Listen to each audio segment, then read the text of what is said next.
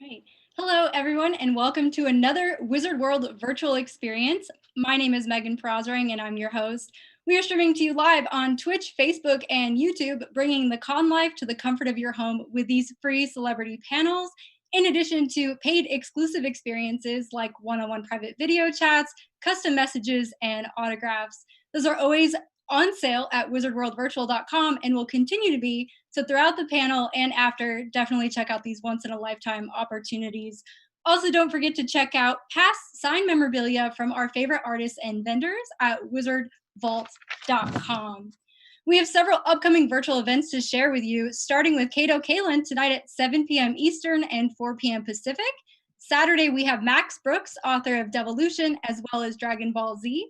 On Monday, June 22nd, we have Legacies. And on Thursday, June 25th, we have Krypton. So be sure to check out those Wizard World virtual experiences over the next several days.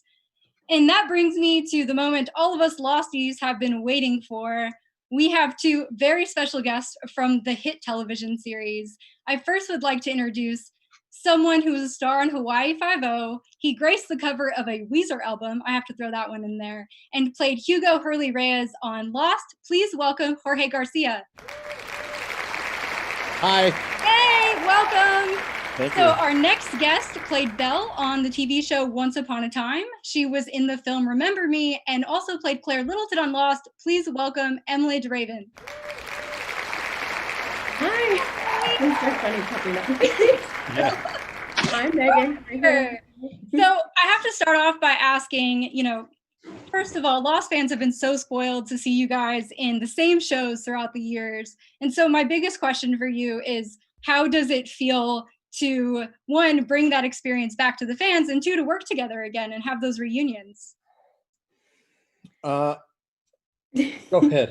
Go ahead. No, you mean on Once Upon a Time? I feel like once I'm, yeah, exactly. We never got to work together though. No, we didn't. Like, No, but even being on the same show, was that experience like yeah, it's cool. knowing that he was there?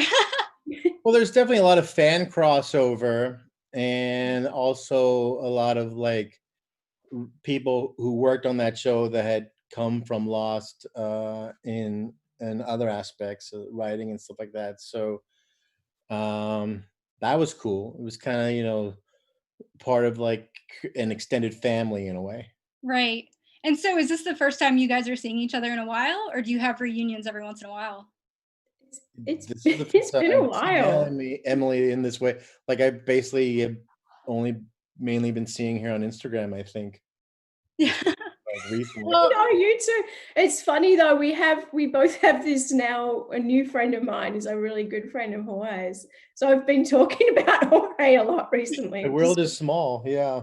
Yeah, it's cool. But no, and once it is cool. There was so many people from, I mean, not that I don't like Naveen, or he was on Wonderland, but yeah, so many people, I mean, Bex was obviously on it for a long time, but Right. it is fun when worlds cross over and collide. And I think Adam and Eddie are the kind of guys who like Yeah, to use right. the Because same people. because Rebecca Miller also came and did 5-0 too. Yeah. exactly. So you guys have some of those crossovers. Well, we already have a lot of get to see someone that that you've worked with before or knew from the past. Like same thing, Lana and we were in acting class together when we were coming up as actors. So then to get to go and do, the show she's on, and or when she also came on, she had done that episode of Lost where she worked in the underwater station. Yeah. So it's kind of been, it's fun when the people who you knew when you weren't working get work and you get to do the same jobs with each other. Yeah, absolutely. Well, we have so that you knew Lana back then too. I met Lana in the Bahamas when I was like 18 or 19 on like E used to do those Wild On shows, and I used to send people over, and we went to like, hey, do you guys want to go to the Bahamas for a week? A bunch of random people on shows then. Wow. And then we were on once, and we're like, hey. Hey, you look familiar to me, right? Well, we already have a lot of questions coming in. We have one from Sci-Fi Icon, and it is, even now, years later, how has your life been impacted by most by being on Lost? Good question. Well, I mean, for me, Lost is really, I think, my first touch at like what being, a recognizable household name was. So, in a sense, it's changed my life completely. Yeah. How about you, Yeah. Emily? No, for me too. Like I'm just thinking like timeline wise, I had done Roswell as like a show that sort of had a big fan following before this, but nothing like Lost. But so I'd had a sort of a taste of it. I was also very, very young when I did that show. And then yeah, this it did exactly what Jorge it said. It just changed everything. And I think the show changed so much too, along with how it all kind of ties in for me. I think it changed the way people looked at network TV and what you could do and what, I mean, they completely broke the mold of what people expected for a network. And I think that tied in with the success and all of us getting success from that. And it was all just this really, really cool moment in time. And God, Yeah, it was cool. Like when you start saying like when we were on, and then you saw these new fall shows, and people started doing more kind of serialized shows that I was like going, oh, it's like we definitely opened up that as a thing that networks were more willing to take a chance on because of our success. That was definitely a cool thing. And I don't know, Emily, I don't know if you felt this, but I remember what I kind of liked was the fact that we were away in Hawaii doing it. It kind of was this thing where, in a way, I could just kind of convince myself that this was just like a little show that me and my friends do out in the forest. we And never had a pretentious crew or situation there. It was so like just dirty and down to earth. And yeah, I mean, kind of I under think the that radar. Like we didn't get a lot of people, like a lot of executives didn't come visit us and stuff. So we just kind of worked on our stuff, and then you'd kind of forget that the impact that the show is having, and then suddenly there'll be some event that we all have to show up for, and then we go, oh, I guess we might be a bigger deal than we realized. yeah. So in a way, you were on your own island, is what you're saying. No, I think it would have been especially a at the totally different beginning. experience if we shot this in Malibu or something. It would have been a whole other, yeah. Yeah, Well, like at the beginning, we were like the only people we knew in Hawaii. So we would try and hang out during like off hours as well. It was like we were literally trapped on an island with each other in real life as well in many ways. yeah. Well, Jamie6600 has a question, and they say, did you know anything about the show of what it was going to become when the pilot was filmed, or did you think it was going to be just basically a plane crash on a mysterious island? So at the time, did you know what it was going to become? As to future episodes, I think he's probably alluding to. Oh, did we? I didn't know anything. I remember, in fact, I remember when we went to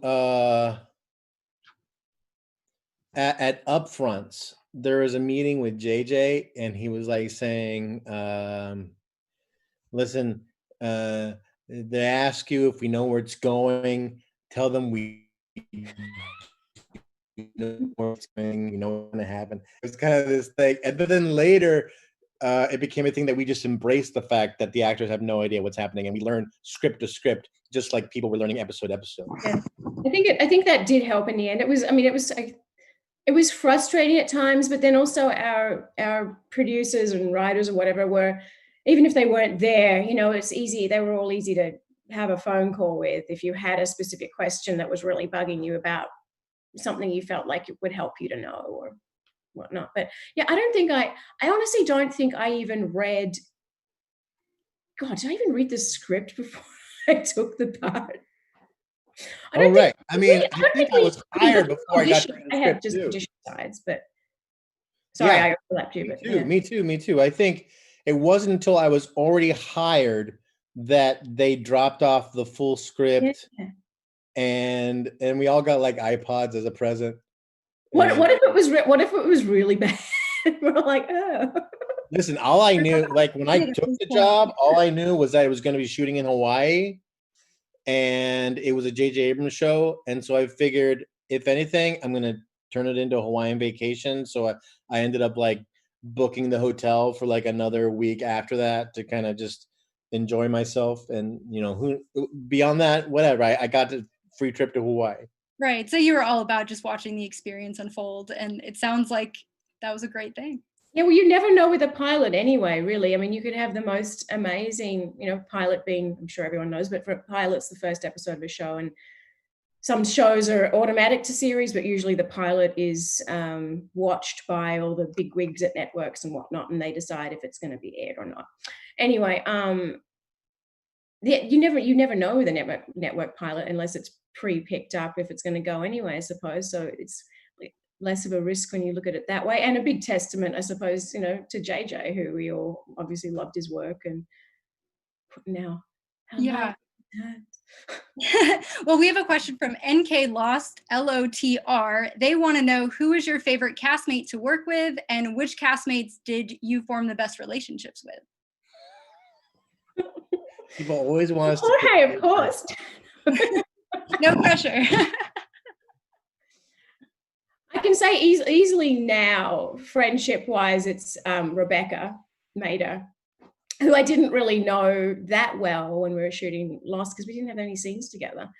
But then she got on once, and I don't know. I mean, look, my favorites were probably Terry, Jorge, Dom.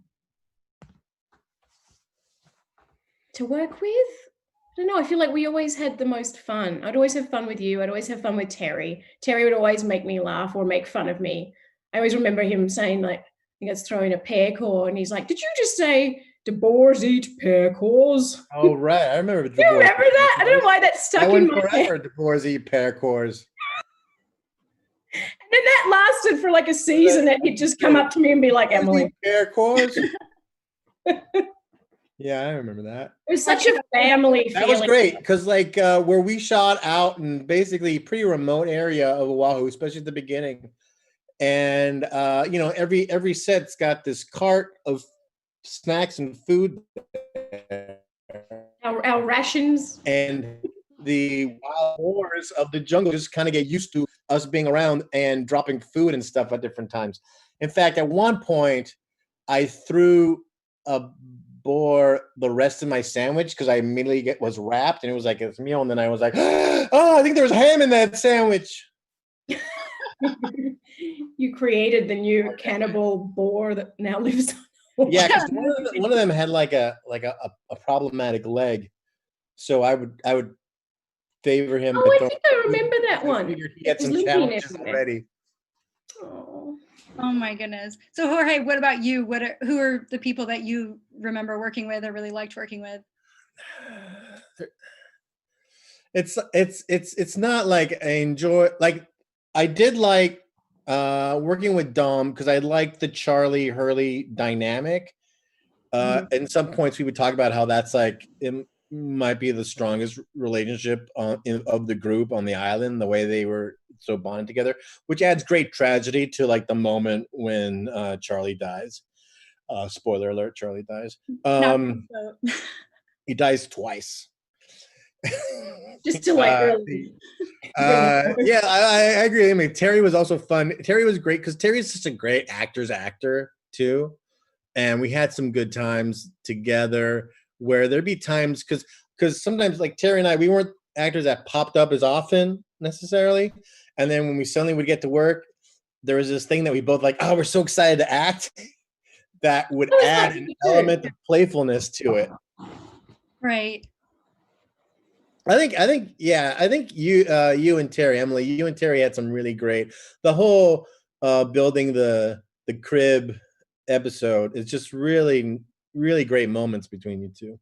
Right. Now, did your bond between you and Emily start with that first episode? Because that pilot episode, you guys had some really intense scenes like from the beginning. So do you feel like your bond started then, or was it afterward? We spent a long time in the sun just sitting there, and her so hot too, acting in distress with a big fake pregnant belly on. Oh yeah, that probably added to the heat, right? Wow. I remember Jorge.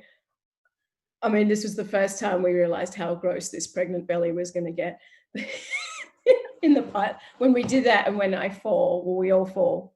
Yeah. At some point you were like, oh, just remember this look on your face, and it sort of freaked me out for a minute. And you're like, something like, I don't remember exactly what you said, but like the thing was just filthy. It just had like ash and like black, I probably can't swear, black stuff all over it. And yeah, it was funny. Yeah, and also because like hell, it was like it was such a big, broad scene, that first scene. So there were a lot of times where we just had to be also in the background, just like being like, here's me, please don't leave me, please don't leave me, I won't leave you, I won't leave you. You just kind of like trying to do stuff in the background, so that we always like felt the presence of us and like out of focus in the distance. Yeah. So you're never really stopping your acting at that point. You're just going with the scene, which is really neat. Well, if you show up that wide of a shot, I mean, there's cheat as an actor. You start learning ways to cheat things, but yeah, like there was. Who knows what we were really saying? Yeah, right, exactly. There's a time. This is gonna. I don't know how people are gonna feel finding out about things. This reminds me of a story. There's a story where someone had asked De Niro about some scene, about like, what were you thinking during some scene? He's like, you don't want to know what I'm thinking, because like it's going to disappoint you. Whatever you hear, it's going to be like, what if I'm thinking about the steak I'm going to eat that night or something like that. But I'm going to tell you the story anyways. The moment where we discover that Sun and Jin did not make it out of the submarine. Yeah. And we all are bawling in the sand.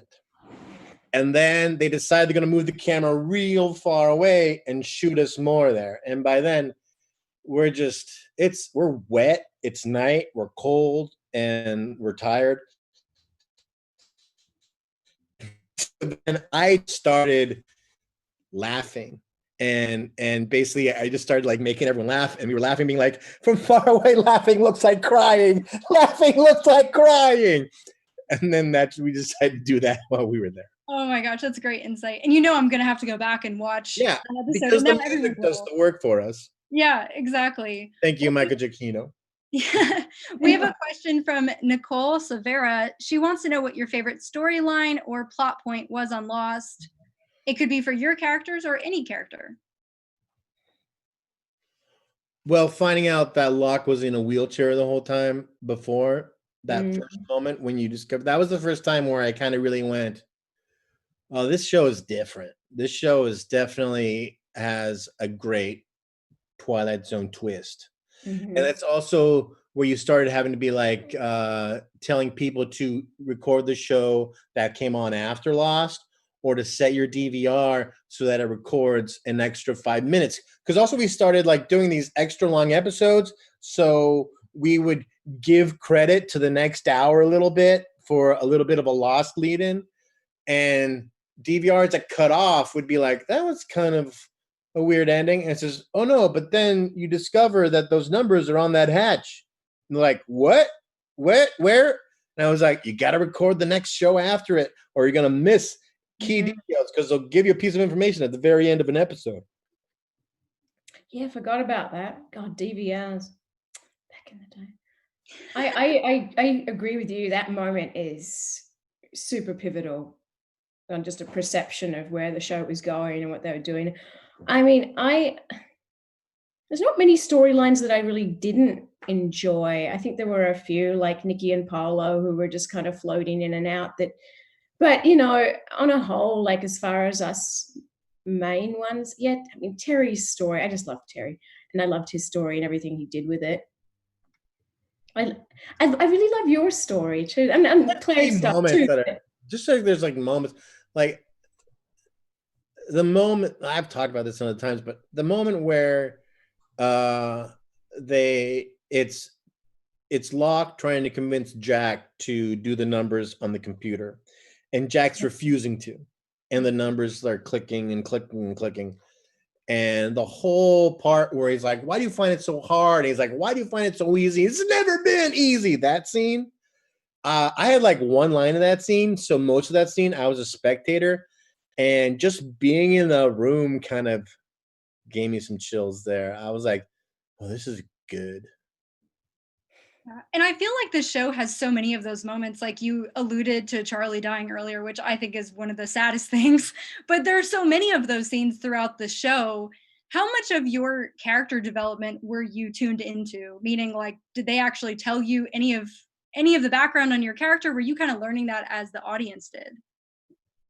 Kind of learning it along, for at least for me. There's certain stuff I did ask about because I thought it might help me, especially because I think what was the first Claire like backstory was, what was it, raised by another? Was that what it was? I think it's been a long time, you guys. And I think I had a few questions surrounding that, but I found myself finding out most of it through the story, and weirdly enough, like through the scripts, I mean, but weirdly enough, not being terribly agitated by that. It kind of, I fell into a rhythm of letting that work for me. I was never used to it. I don't know if anyone really was on this show, but previous jobs which I'd had, I guess I knew more about the character, especially if it's a film or something, because you have it all right there. But it's kind of nice, I guess, having a fresh something to work on for your character each week. Although there was also a lot of downtime, except for 3 or 4. I mean, I had a lot of downtime to sort of do some character development on the side too. Yeah. What about you, Jorge? Do you have any thoughts on that? Well, I mean, I do. I liked the idea that we were in the dark in many ways. And I would just kind of make a choice to fill in the blanks that I had. And then I didn't care if later I got information that would have maybe been, maybe I would have, if I knew that, I would have done something contrary, because I think people make contradictions in their life choices all the time. So I think that just made us more human in a way. So yeah, I didn't mind not knowing things and letting just kind of things unravel as I went along. Awesome. That's a really good point, and not really on topic of the show, but Jorge, that's so true to life, really, isn't it? Because if you, I don't know, I could learn something massive about my past or my family today, which, in hindsight, then I would have maybe made different decisions yesterday or last week or last year or whatever. So it is, I wonder if that would have helped me to realize it that way when I was filming. You know what? Also, later in the scripts, I remember Dom and I, we started discovering, like, we started having this decision where we in the scripts that we would get, we wouldn't read the backstory stuff. And so then when we would watch the show, there was always something new that we hadn't seen yet. And we figured, since it didn't really technically affect our current relationship with that person on Island, that we could let those kind of reveal themselves when the episode aired. And that kind of added an extra little element of surprise for the show for us. Because we were fans of the show. We enjoyed watching it as well. I mean, we were pretty proud of it. Oh yeah, kidding! I was so excited. We get our little DVD every week. Yeah. Well, and it's a show that's still talked about today. I mean, when you look at lists of the best shows of all time, Lost usually comes up, which is a great credit to you guys as actors, but also, the ensemble of the show. So that's got to feel really special on top of everything else. It's cool. I'm surprised, like, when I meet people who have just started the show, people who are introducing the show to their kids. And I ran into Damon at the airport, and his son, who is now like a teenager, was just going through binging the show then. Like he was like, I forgot, he was already like into like maybe season 5 or something like that. So he calls his son over, and his son, you see his son kind of see me, recognize who I am, and he even had kind of a little bit of a fan moment that he was, oh, look at that kind of thing, which is so interesting because his dad wrote the show, but it was cool. And the fact that people are still discovering it. And it's funny because it feels weird to me because it feels like so long ago, but there's old shows that I'm discovering too. So everyone's doing that basically. Right. Yeah. It's also somewhat timeless in a sense. I mean, not completely, but it's not, it's not a show about technology. It's not a show about what's happening in the there's nothing political, directly, I mean. So I think it gives that sort of timeless feel to it. And it's such its own world. Yeah, they were definitely trying not to put a date or a time frame into the show. Like they definitely wanted to avoid things. But even then, it ended up being you still had to deal with things. Like I remember when we were doing the last season, and we had like the flash sideways. They Mhm. had us getting on the plane again, and so they were looking for cell phones from like 5 years ago. So we were holding a cell phone of that period. So you can't avoid it. Every show is gonna Yeah. have a reflection of the period that it was shot for sure. Anyways. Right. Yeah. Well, we have a question from Essa Floor. They want to know if you are happy with the ending of the show and if there's anything that you would change about it. Yeah. Simple question. I'm feeling like Essa might not be happy with the end of the show. I was just about to say the same That's thing. my suspicion. I mean, I have no complaints. Hurley gets the island. What? Yeah, I like that everyone has a different opinion. I mean, on everything, but there's a lot of opinions around the end of or how they ended the series. But I always go back to I like asking people, why, what would you have done differently if you were writing it, blah blah blah. But forgetting that part of it, I like to just think, well, look, you have the answers you need. There's a lot of answers you don't have, which I think is a good thing. I don't think this was the kind of show that would be the same if the writers and everyone just handed you your last episode. Here, it's all tied up. Here's everything you needed to know. You just watched all of this for 6 years, but here's just, now you don't have any more questions. It's all done, because a huge part of what people enjoyed about the show or are enjoying now watching it is the theorizing and the talking, the in between, the water cooler conversation, the everything about that side of it. So I think it would have lost a lot of that if it was more specifically answered in detail, and the stuff that was answered, like where we were, all that sort of stuff. I don't have any problems with it. I fall very neutral on it, and I like it, and I think it was really beautiful. Plus, I think there are more answers than those people give us credit for, because they'll be like, "Oh, well, what is explain the polar bear?" And I was like, "Well, you need a polar bear because you got to turn the wheel where it's cold."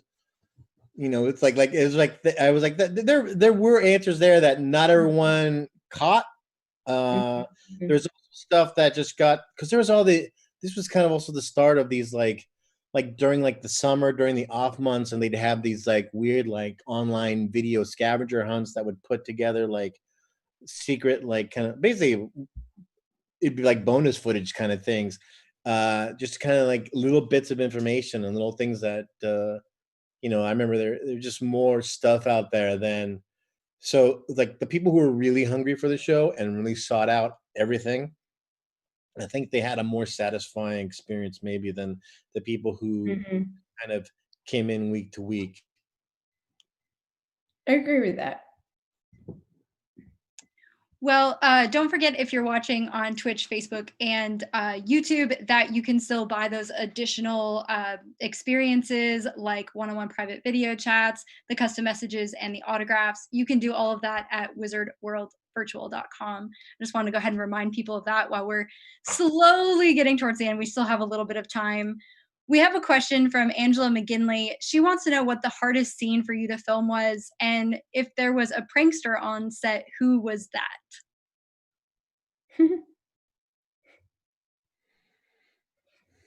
Well, hardest to film for me might have been well, okay, there's physically hard to shoot was walking across that bridge. There's that rope bridge, and it had a rope, like it had a handle rope only on one side, and so the further out you went, the bridge started bending towards the open side. You could feel it going like this, and so you walked across it. I was roped in. I just had to get across, and it was fine. And I didn't realize how subconsciously my body was saying. What's happened to them? You might be cutting out a little bit. And it's because my toes were almost trying to see if they could grab onto the bridge through my shoes. Oh my That God. was hard physically. Hard emotionally was the scene at the end where Jack gives me that dirty water to drink, and I had to be all emotional about that he was gonna die and he was gonna, pass it on to me, and the whole no way and that stuff. Because part of that was Damon and Carlton came to visit set that day, and it's hard to do your job when your boss is there watching you, and so I had to like go off and hide myself somewhere so I can just kind of get in the right, mindset to do it. How about you, Emily?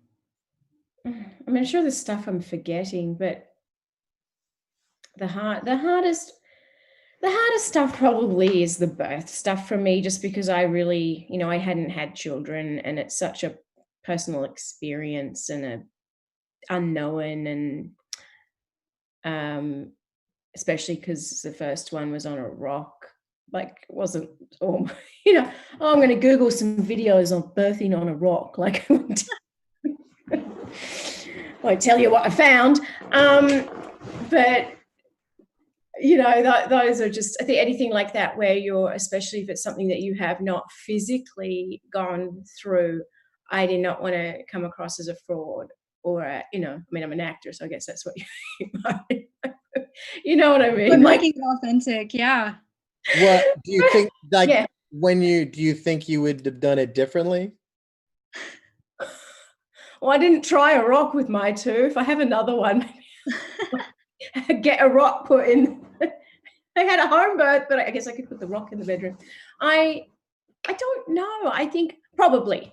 I don't know what it would have been, but I probably would have been in a different headspace just having gone through it, Whether that would have made it like better or worse, I don't know. I think it would have just been different. I think it worked. I mean, what was the other question? Oh, well, and then physically, that wasn't really a physical thing. That was more of a just everything, logistical and emotional. And yeah, the other question was, who was the biggest prankster on set? Totally opposite of the challenge. I mean, everyone had their moments. Yeah, I think everyone did. The only ones I can think about right now are really inappropriate. I mean, there was a period of time where Foxy and I were, because we would take the spray bottle that was used to spray sweat on us and just like we had so many squirt wet crotches on each other before seeing. Oh my gosh. Oh, we had so many spray bottles and sunscreen and bug spray. That was our makeup kit, and a little bit of fake blood for some scratches. Yeah. Wow. Oh, and the fake sweat. Remember the fake sweat stuff? That stays looking like you're sweating. Oh, yeah, but then eventually it just kind of just like, we're just going to spray you in between. Eventually we all, I think, complain so much and we're breaking out so much. We're just like, no, we'll just keep the bottle right here and just keep spraying the water instead of this like goopy glycerin. Ugh. Yeah, like I would start getting the spray bottle, but by then I was able to make my own naturally in any given work day. Or I went method pretty quick. Well, who was the biggest prankster? That was part of like living in Hawaii. You got used to like, I'm just gonna have pits. Yeah. Let's just live in Hawaii. Everyone's sweating. Yeah, everybody's sweating. Well, we have a question from Victoria XRG. She wants to know, what souvenirs have you kept from set? Oh my God. I have a couple. I managed to swipe the 2 paintings that Hurley paints when he's in the mental institution. There's the igloo with the Inuit, and the it's like the Sphinx, I think, with like little guys on camels, and both of those I was able to finagle out of the prop storage. Do you have them hanging like in your house, or what did you? Yeah, they're actually in the guest room. That's amazing. How about you, Emily? Yeah, I really wanted Squirrel Baby. That was a high-end ask, though, I think. That's a big ask. Squirrel Baby has gone on for bigger, better things. Oh, did someone buy Squirrel Baby? I wonder how much that. But didn't Damon had and then I think they auctioned it. Wow, that's a big one. That's also because it's a very iconic piece. That thing was very creepy. It really was. Is there any? Yeah, like the thing that I would be interesting to have is maybe like the Ankh that was in the guitar case, maybe. There's so many things. I mean, look, I have things that are not props. Like I have all of our like cast hats, like season 4 and stuff like that, which I love. And I think I've probably got like the chair back because you know the director's chairs that fold down, the little back piece we usually get to keep because sentimental items, stuff like that. And like I have a couple of tank tops from like the black tank tops and the one that was over the pregnancy thing that I guess I just stole those. Like actual wardrobe. Yeah, I got like they had a bunch of shoes that were aged that like this is like near the end, like we have a bunch of shoes in your size and they just gave me like a bag of aged. I'm pretty good for sneakers for quite some time. Are they all aged down to look dirty though? They're all sneakers, but they've kind of had that like that kind of shoe polish wash to make them look old and worn.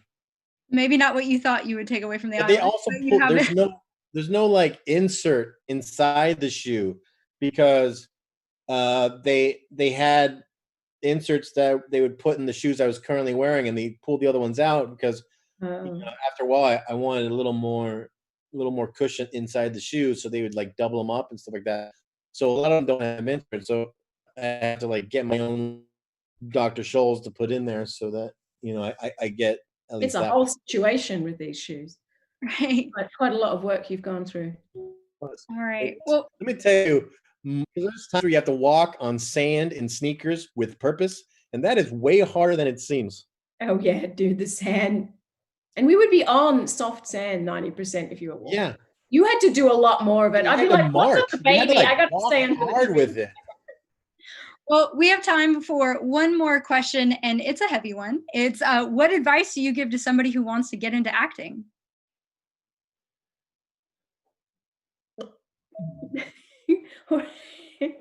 Oh, this is always, I've been asked this before, and I'm sure you have, Jorge, many times. It's always, I don't know, it's a very hard question because I think it's so different for everyone and how people got into acting. I mean, it's way different even now from when we started. Yeah, like the actor's life now, like the people who are still like deep in the hustle of it. There's all like the casting websites that people have to be members of now.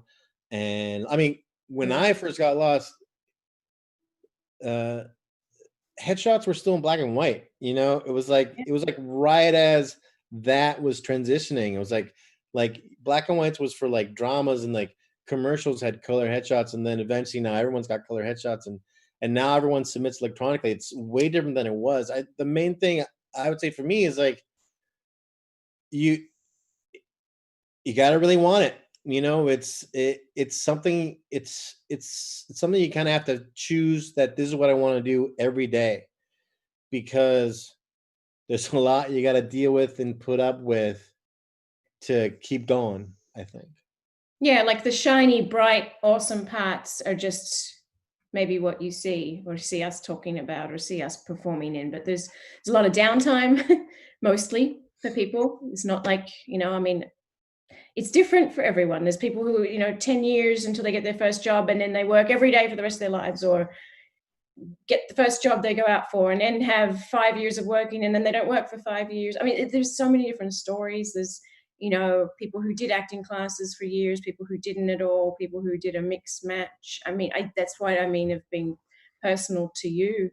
And I think just following your gut, if it's something you're really interested in and want to make it, like Jorge said, a part of your life every day, then pursue it in your own way, whatever you think that means, whether it's like reading scenes with friends and filming them and getting other people to watch them and get an honest opinion, or if you're like, I really need a class because I love being in a class setting, take some classes online. I guess now is the way to do it for classes, or take meetings if you already have an in to go and meet some people. And I think I don't think there's one solid way of, here's the acting school you should go to, here's the address of the first casting director to meet, and off you go. It's kind of a weird world in that sense, that people from all different backgrounds can have the same level of whatever you want to call it, work, employment, success.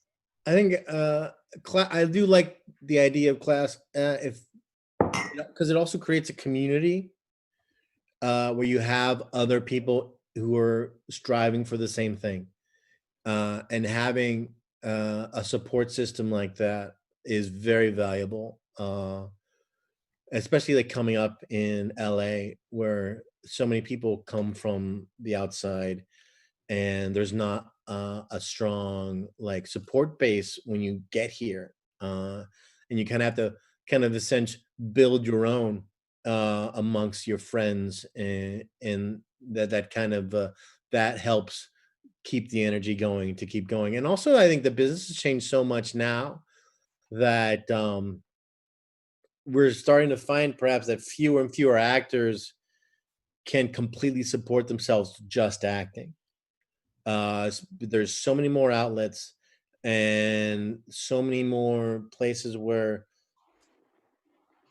basically pay has gone down for performers, that a lot more, I think, actors are going to be actors / other things, and that might just be part of life in the future. I agree. And also, like, moving to LA, when you said that, I was like, because I moved when I was 18, hundreds of years ago. And do you even need to live here anymore? Like, if I was doing that move, if I was 18 now, I don't know that I would have moved, because everything's so virtual. I mean, not right now is this situation right now. I'm even not more virtual now. Moving forward. Well, hey, good point. Yeah. Well, I was going to say, we have fans listening in from the UK, Poland, Argentina, Germany, Brazil, France. We have people from Jersey, Louisiana, Florida, California, the Philippines, the Netherlands. They're from all over the world. So they're all tuning in right now. And we have time for final words. So I wanted to give you the opportunity if there's anything else you wanted to say. I have a movie coming out on Netflix. That's awesome, Jorge. And Netflix is so weird. So I have this one scene in The Wrong Missy, and I had in June a movie I did a while ago in Canada that was called The Healer, just showed up on Netflix, and under the radar, it suddenly became this thing where suddenly I'm like looking at this. I have 2 movies in Netflix's top 10 list. And now I have this other movie that's coming out. I shot it in Chile. It's all in Spanish. So if you like reading, there's some subtitles to read. And I'm pretty proud of it. And it was fun getting to go to Chile to do it. My father was from Chile. And so going there, I reconnected with the family down there. And so, yeah, that comes out Wednesday. So. All right. Well, and we have fans watching in Spain, and everyone there says yes, they're very excited. I just want to share that with you too. Fantastic. How about you, Emily? For me, project-wise, I have stuff that I'm waiting to film. So fingers crossed that can happen. Yeah, that is another thing that's kind of curious. Yeah. As to like things that were on our calendar, and it's like, okay, I don't know now. And who knows when. Who knows? And like there's things like for me, they wanted me to grow my hair out a little bit longer, but I was going, yeah, but if this is gonna be a long time, it's gonna get unruly. Like just kind of gauging that kind of stuff. It's weird right now. Yeah. It's really weird. It's not also just like, oh, let's give it a shot and open up production, anyway, whole other conversation. It's so important that we're around people to do our job, and so so how that's going to work out, we'll find out, I guess. Just wait and see. Thank you so much, Emily and Jorge, for joining us, and that's going to wrap our Wizard World virtual experience of Lost. So I guess you are off to your private chats. I just wanted to say one thing quickly, though, actually, that I forgot to say is just, well, firstly, happy Pride Month to everyone who's watching. I don't know, it's sounding like an announcement. It's not. It's really just like stay safe, take care of yourself. You know, everyone's facing like weird challenges, whether it be, you know, work stuff, money stuff, mental health, physical health. It's all really hard right now. So just, Yeah. you know, taking care of families, taking care of older people. There's just, the list never ends of how everything's changed. So just, I don't know, if it's one thing that I've learned through all this is to really take care of myself, number one. Because if I don't do that, I can't take care of my kids. I can't give advice to anyone. I can't take the time to do things that might help others. So, you know, don't forget about yourself in all this. And if you can help, you know, there's a lot of animal shelters out there that need your help. There's a lot of awesome Black Lives Matter movements who are really, really, you know, hungry for donations. And just let's try and be together and make a really cool change this time and make all of this super, super worthwhile so we can look back and tell a story with a happy ending, you know, for everyone. Absolutely. Well, if we could have one more round of applause and thank you for Jorge and Emily for joining us today.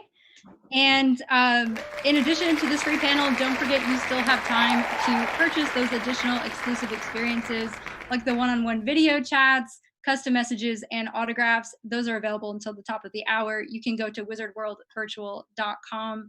And don't forget to check this out on replay. We're going to be on Twitch, Facebook, and YouTube if you want to check back. And thank you again for joining us.